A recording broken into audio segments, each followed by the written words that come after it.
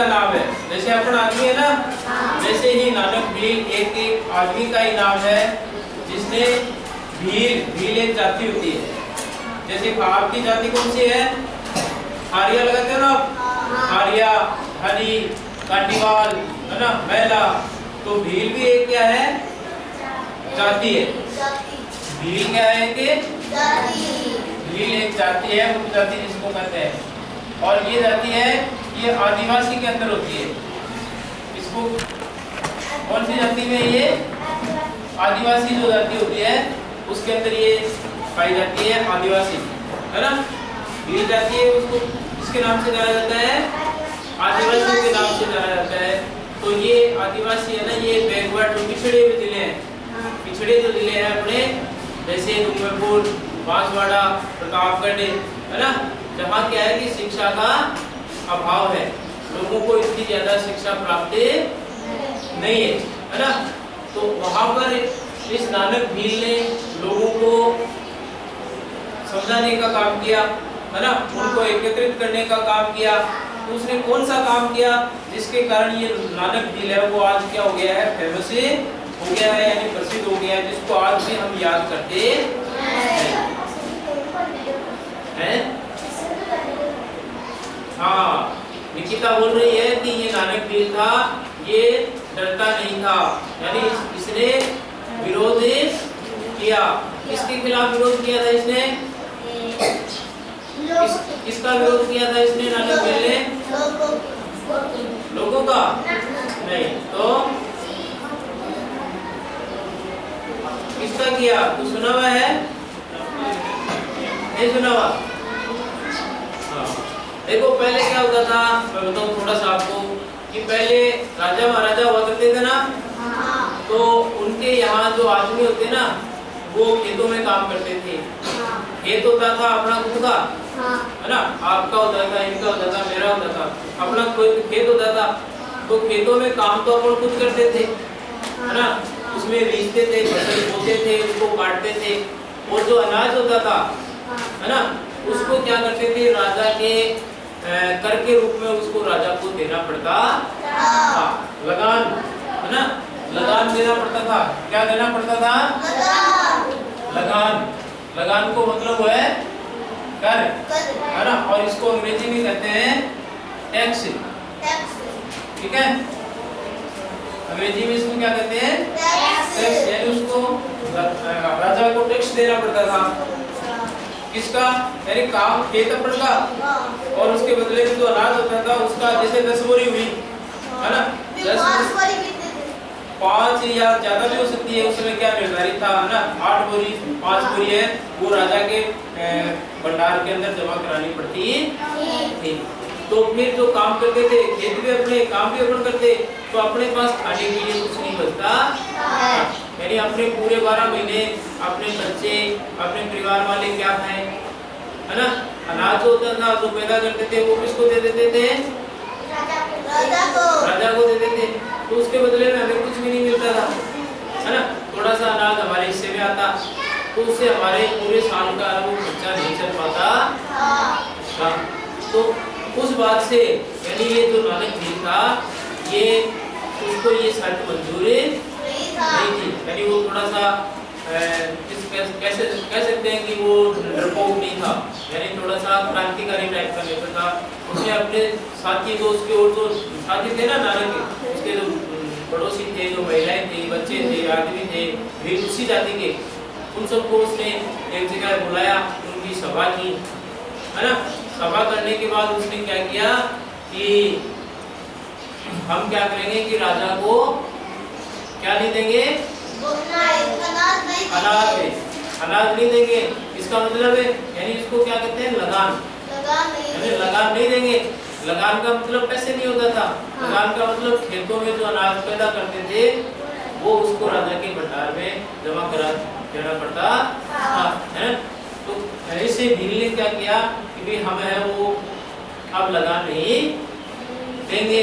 उसने और अपने साथियों को, महिलाओं को एकत्रित किया, सभाएं की, और उन्हें राजा के खिलाफ उसको कहा कि हम लगान देना बंद कर देंगे, आगे से नहीं देंगे, सारा मेहनत हम करते हैं, पैदावार जो होती है वो राजा का सामंतशाही है ना, उसके पास चली जाती है। उसने उसका विरोध करना शुरू कर दिया था।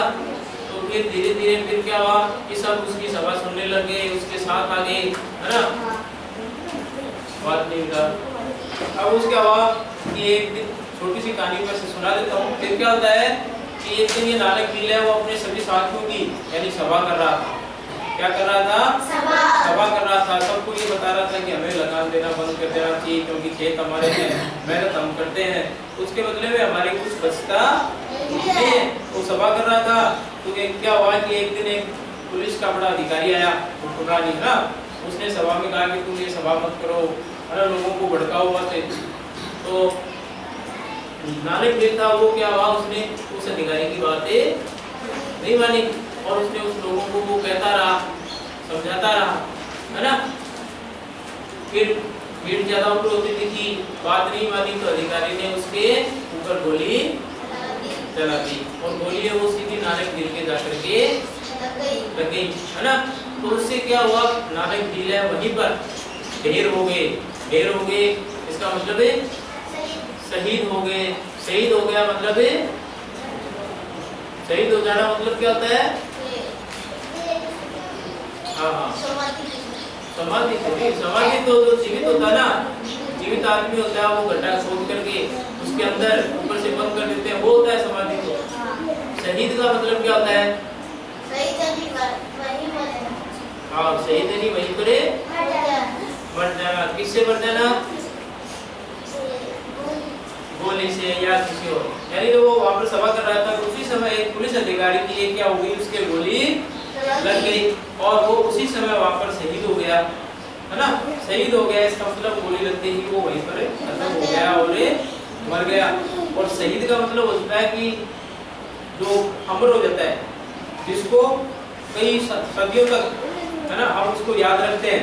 जैसे नानक नील आज थोड़ी मरा है, आज मरा है क्या? यानी बहुत वर्षों पहले मरा है, लेकिन हम उसको आज भी किताबों के माध्यम से, पुस्तकों के माध्यम से उसको पढ़ते हैं और उसको याद करते हैं कि उसने कौन कौन सा कार्य किया है, वो किस कार्य से मरा। तो जो कई सदियों तक, कई सालों तक याद किया जाता है उसको क्या कहते हैं? शहीद, है ना। शहीद किसको कहते हैं? वो कई सालों तक हमको याद रहता है। हाँ, यानी कई सालों तक, वर्षों तक जिसको हम याद करें, कुछ ऐसा अच्छा कार्य कर जाए, उसके बाद वो मर जाता है लेकिन उसको लोग कई वर्षों तक याद करते रहते हैं, तो उसे हम शहीद कहते हैं। तो उसी तरह नानक नील भी क्या हो गया था? शहीद हो गया। क्या हो गया था? नानक नील शहीद हो गया। शहीद यानी किसको कहते हैं? जो कई वर्ष तक, हाँ बोलो, कई वर्ष तक हमें याद रहता है। हाँ, कई वर्षों तक हमें याद रहता है या उसको हम यादें करते हैं। हाँ, उसे याद रखते हैं, ठीक है ना। उसको हम क्या करते हैं? याद रखते हैं कई वर्षों तक, तो उसे हम शहीद कहते हैं। अब क्या हुआ कि उस गोली से नानक नील शहीद हो गया यानी मारा गया। तो जो भीड़ थी वो उग्र हो गई, उसको गुस्सा आया। वो सारी की जो भीड़ थी वो उसे हुक्मरान यानी जो पुलिस का अधिकारी था उसके पीछे लग गई कि ये अधिकारी कहाँ है, यानी इसको हम क्या करेंगे, हम जान से मारेंगे क्योंकि उसके नेता को उसने गोली चला करके मार दिया था ना। तो उसके पीछे हो गई। तो वो कोतवाल जो अधिकारी है वो अपनी जान छुड़ा करके भाग करके थाने के अंदर छुप करके जा करके बैठ गया और उसने अपनी जानें बचा ली, जान बचाई, ठीक है। तो इससे हमें यानी क्या शिक्षा मिलती है? एक तो ये बताओ कि आंदोलन है वो कब किए जाते हैं, क्यों किए जाते हैं, है ना। आंदोलन क्यों किए जाते हैं? नानक नील ने आंदोलन क्यों किया? समझ में आया?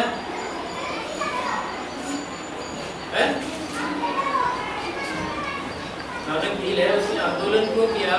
अपने साथियों को उसने एकत्रित की, सभाएं क्यों की, क्या कारण था? क्योंकि राजा को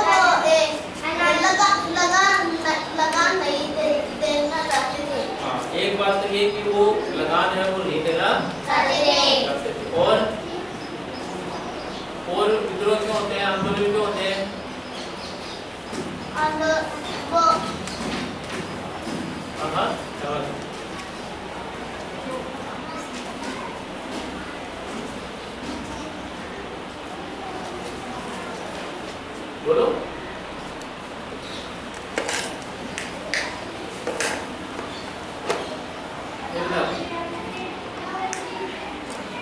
देखो जब आपकी कोई बात नहीं मानता है और आपका उसके ऊपर पूरा अधिकार है, आप वाजिब है उस बात से सही है, अगर आपकी कोई बात नहीं मानेगा तो आप क्या करोगे?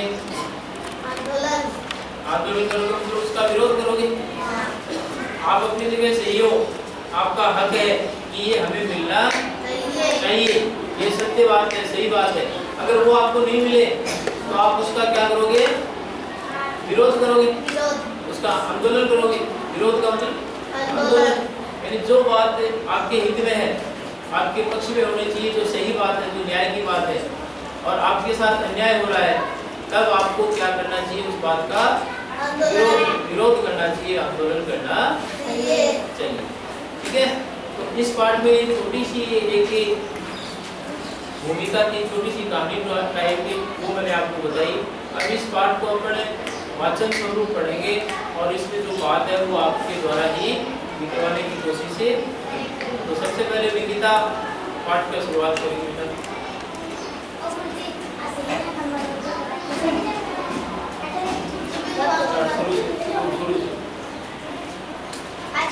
आजादी से पहले राजस्थान की अन्य रियासतों की तरह बूंदी रियासत की रियाया भी गुलामी और शोषण का शिकार बनी हुई थी। उस समय की दयनीय स्थिति महिलाओं द्वारा गाए गए इस गीत को पंक्तियां प्रकट होती है। धन्य रहूं के रोटी को चना तो चिरूंगी, हो गया गेहूं हो गया दाल, छोरा छोरी रोटी मांगे खाओ धनिया का हाथ। उस समय अनाज के भाव में बहुत गिरावट आ गई थी, इतनी कि किसान अपनी फसल से भूमि का लगान चुकाने में भी असमर्थ थे। लगान न चुकाने पर उन्हें घोड़ों की मार सहनी पड़ती थी। ठीक है, तो देखो इस पाठ में क्या बात बताई जा रही है कि आजादी से पहले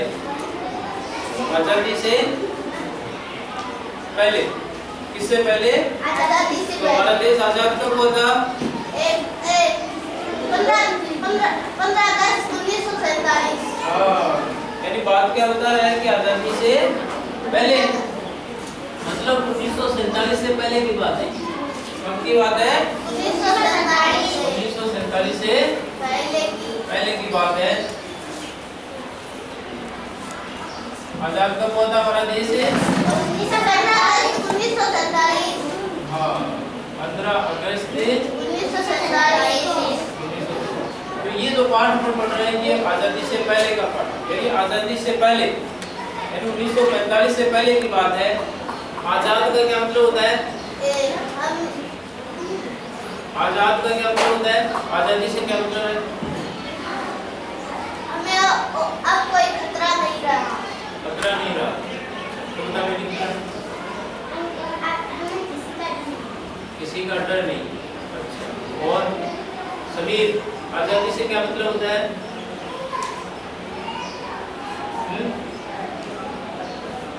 जैसे मैंने आपको इस कमरे में बंद कर दिया, दरवाजे बंद कर दिए, तो तुम्हारी आजादी खत्म हो गई। तो इसका क्या मतलब हुआ? तुम क्या हो गए? खत्म हो गए। तो बताएगा कभी संजय, आजादी से क्या मतलब होता है? हिंदी शब्दार्थ बता आजाद का। हम भूल गए हैं। आजाद का मतलब होता है स्वतंत्र, है ना? स्वतंत्र मतलब हम अब अपना काम अपनी मर्जी से करेंगे, कर सकते हैं, हमारे ऊपर किसी दूसरे का कोई बंधन या अधिकार नहीं है। ठीक है, स्वतंत्र का क्या मतलब होता है? हाँ, अब स्वतंत्र है, यानी 1947 से पहले हम अंग्रेजों के गुलाम थे। अंग्रेज जैसा हमें कहते थे उनका आदेश हमें मानना पड़ता। लेकिन 1947 के बाद हम आजाद हो गए, है ना, स्वतंत्र हो गए। लेकिन उसके बाद भी 1947 के बाद भी हमें कुछ सालों तक जो राजा महाराजा हुए थे उनका, यानी उनके द्वारा हमें गुलामी सहन करनी पड़ी कुछ समय तक, ज्यादा नहीं। तो अब देखो एक इसमें बात आई है रियाया, है ना, बुंदी रियासत की रियाया। रियाया को क्या मतलब होगा, क्या अर्थ होता है? रियाया, रियाया का क्या अर्थ हुआ? जनता, जनता, लोग, है ना। उस समय बुंदी की जो जनता थे, जो लोग थे, उनका शोषण होता था, उनका गुलामी, यानी गुलामी और शोषण का मतलब क्या होता है? उनका शोषण होता था, उनके द्वारा खेतों में काम करवाया जाता था, लेकिन अनाज जो होता था वो राजा को देने, भंडार के अंदर यानी लगान के रूप में जमा करा देना पड़ता। अब इसके आगे बढ़ेगी, चल रही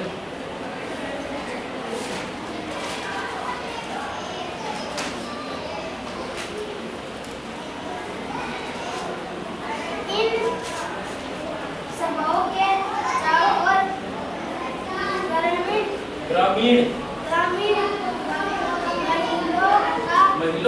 महिलाओं का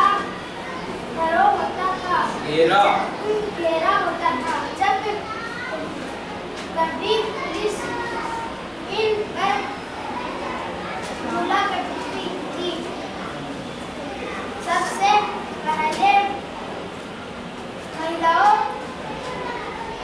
मोर्चा आती इनको साथी पुरुष कायरता दिखाती, तो वह अपने उलाहने पति से संघर्ष के लिए प्रेरित करते थे। परिणाम स्वरूप किसानों में ऐसा आक्रोश फैला कि उन्हें बेकार हिंदू कर दो तथा राग बना और लगाने देना हिंदू करना बंद करना दिया। इधर आंदोलन के दबाने के लिए अनेक प्रकार के जुल्म लाए जाने लगे। अब देखो, नानक देव ने क्या किया? सबको आह्वान किया, है ना। आह्वान का मतलब है, बोलो, इकट्ठा किया, सबको आह्वान किया। इसका मतलब होता है सबको उसने बुलावा दिया, या सबको एक जगह उसने क्या किया? इकट्ठा किया कि देख कल हम क्या करेंगे, एक सभा करेंगे, है ना। ये जो लगान है उसके बारे में हम आपस में बैठ करके बातचीत करेंगे, सबको बुलाएंगे, ठीक है। तो उसके लिए क्या हुआ? जो सभा होती थी, है ना, उसका मोर्चा, है ना, कौन संभालती थी? महिलाएं आगे खड़ी रहती थी कि अगर कोई बात हो जाए, अगर कोई प्रशासनिक अधिकारी आए, पुलिस वाला आए या राजा का कोई सैनिक आए, तो महिलाएं हैं वो उसको क्या कर लेंगी? रोके लेंगी, और जो सभा है वो आराम से चलती रहेगी। तो परिणाम स्वरूप किसानों ने क्या किया, है ना, नानक देव ने सबको क्या कहा कि अब हमें लगान देना नहीं देंगे, बंद कर देंगे। क्यों?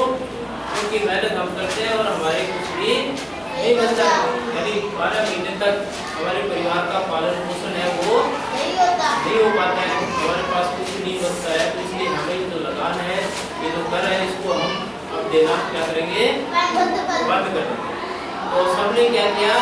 नानक देव के कहने पर जो लाभबाग थी, जो लगान था, उसको क्या कर दिया? बंद कर दिया।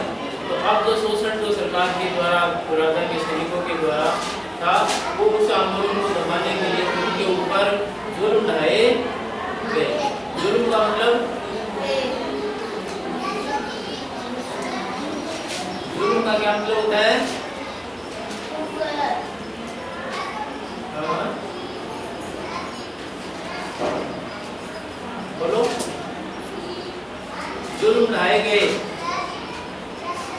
मतलब उनको परेशानियां दी गई, उनको दबाने का प्रयास किया गया। यानी जो आंदोलन करते हैं ना, उनको दबाने का प्रयास किया गया, उनको परेशानियां देना शुरू कर दी। इसके द्वारा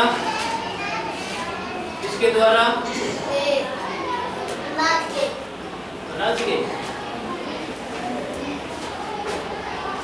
किसके द्वारा उस आंदोलन को दबाने का प्रयास किया गया?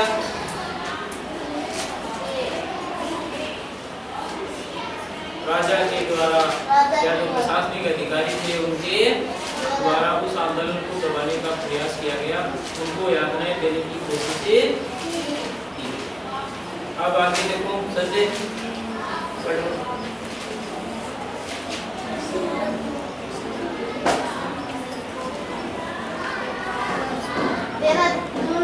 सन 1922 को बूंदी के पास डाबी के तालाब की पाल पर एक विशाल जनसभा का आयोजन किया गया।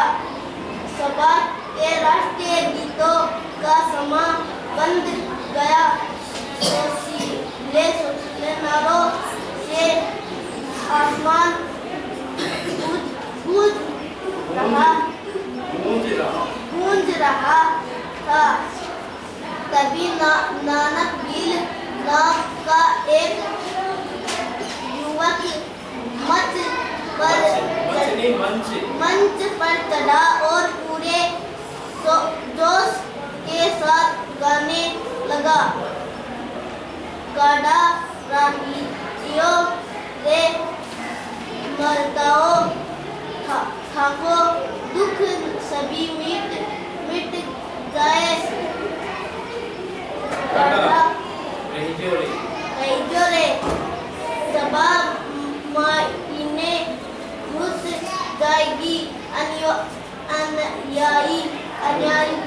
अन्याय की खोज बंदियों का तलवाइया सासी तो मत कर जो सोच। गाड़ा रहियो रे बताओ। ठीक है बेटे। तो अब देखो आंदोलन धीरे धीरे चलता गया।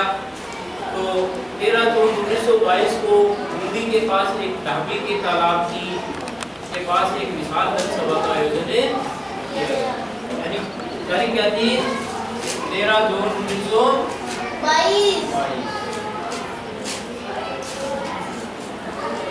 एक विशाल का क्या मतलब होता है?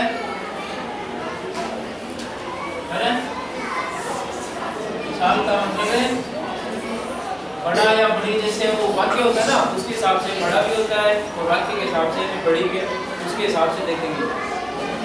19 जून 1922 को एक विशाल यानी बड़ी सभा का आयोजन किया गया। बहुत सारे लोग वहाँ इकट्ठे हुए, है ना। वहाँ पर मंच के ऊपर एक व्यक्ति आकर के खड़ा हुआ। उसका क्या नाम था? नानक गिल, है ना। नानक गिल आया और उसने जोशीले नारों से उन सब लोगों को उसने भाषण दिया, उनको उत्साहित किया। अब उसने देखो कौन कौन सी बातें कही। गाड़ा रहियो रे मर्दाओ। गाड़ा का मतलब है, गाड़ा का मतलब होता है जोश में, मान लो अपनी भाषा में, जोश में नहीं मतलब पक्का, है ना, पक्का रहना। और मर्दाओं को मतलब है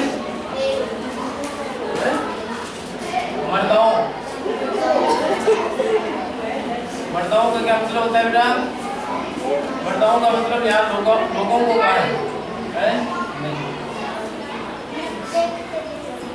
मर्दाओं किसको कहा उसने? यानी जो आदमी होते हैं ना, जो लोग व्यक्ति, उनको मर्दाओं मतलब मर्दों को। जो आदमी होते हैं मर्द, और जो महिलाएं होती हैं उनको क्या कहते हैं? मर्दानी, है ना। तो यहाँ मर्दाओं को मतलब व्यक्तियों को, आदमियों को उसने कहा कि आप सब क्या रहना, एकदम से पक्के रहना, यानी डगमगाना मत, घबराना मत। थाको सभी मिट जाए। गाड़ा रहियो रे। थाको मतलब है थारो सको, है ना। आपनो सको जो दुख है वो अपनी नजदीकी मिट जाएगो मतलब है दूर हो जाएगो। आपनो दुख के हो केतु को और सरल लोगों को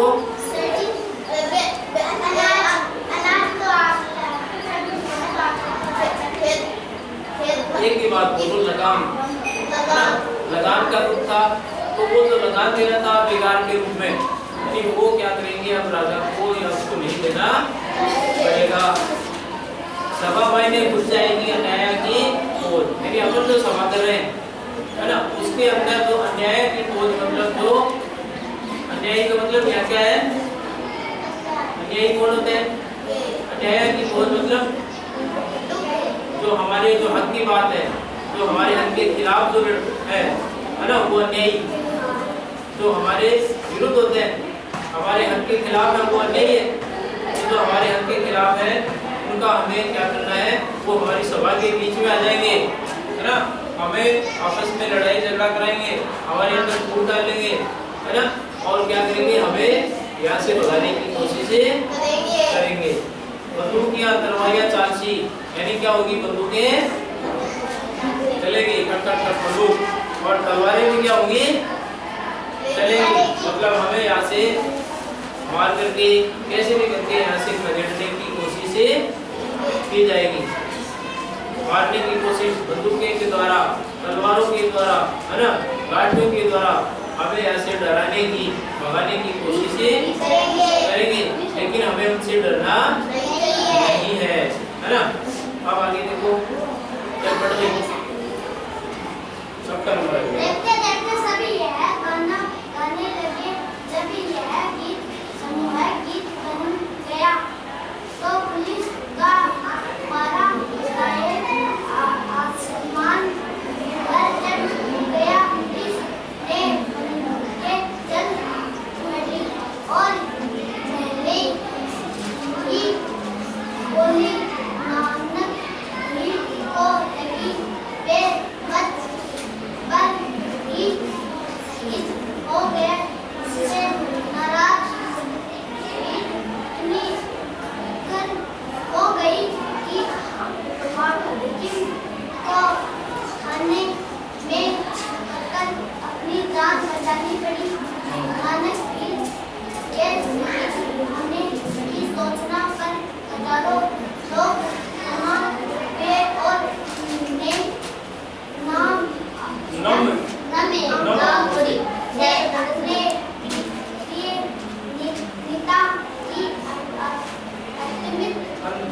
अंतिम विदाई की नानक की एक निर्भीक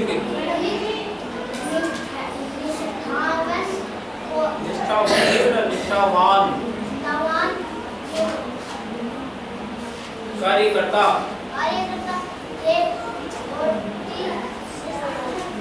ये गांव में कर किसानों को संगठित करने के काम में जुटे हुए थे। उनके आज गीतों का